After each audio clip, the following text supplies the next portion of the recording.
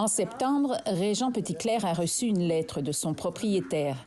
Il lui demandait de quitter d'ici le 1er novembre cet appartement de 3 pièces dans lequel il vit depuis 2015. Il m'a dit, bon, ben ça va rester entre nous autres, là. Oui. Je vais te donner le mois d'octobre gratuit, mais tu pars à la fin d'octobre. OK. Je vais te donner 500 $ tout de suite et je te donnerai 2500.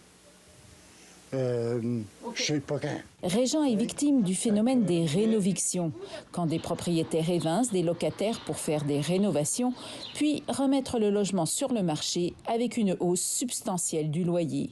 C'est beaucoup plus petit. Régent a eu du mal à retrouver un logement. Il va emménager dans un appartement plus petit pour 200 $ de plus par mois.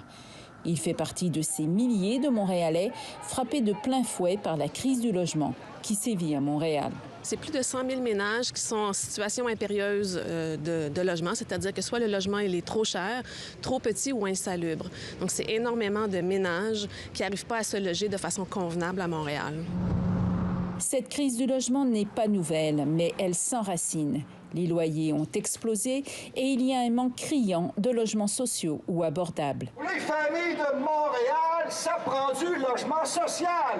L'immobilier est donc l'un des enjeux de la campagne électorale pour conquérir la mairie de Montréal. On ne veut pas devenir comme Toronto ou Vancouver. En fait, Montréal peut se targuer d'être encore une ville abordable, mais c'est pas, ça commence à être très fragile. La mairesse sortante, Valérie Plante, promet la construction de 60 000 logements pour les 10 prochaines années.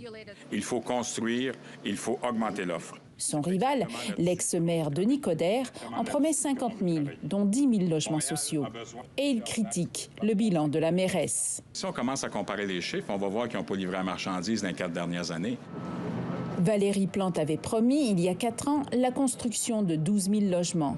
De ce nombre, plus de 7 000 sont effectivement occupés, mais seulement 1 000 sont des logements sociaux. Pour nous, toute administration, en tout cas tous les candidats et les partis actuels doivent véritablement se doter d'objectifs beaucoup plus ambitieux si on souhaite véritablement répondre à la crise du logement. Puis je ne suis pas protégé du tout. Régent, lui, déplore le peu de recours dont disposent les locataires contre les abus de certains propriétaires. Et il espère ne pas vivre une autre éviction dans son nouvel appartement.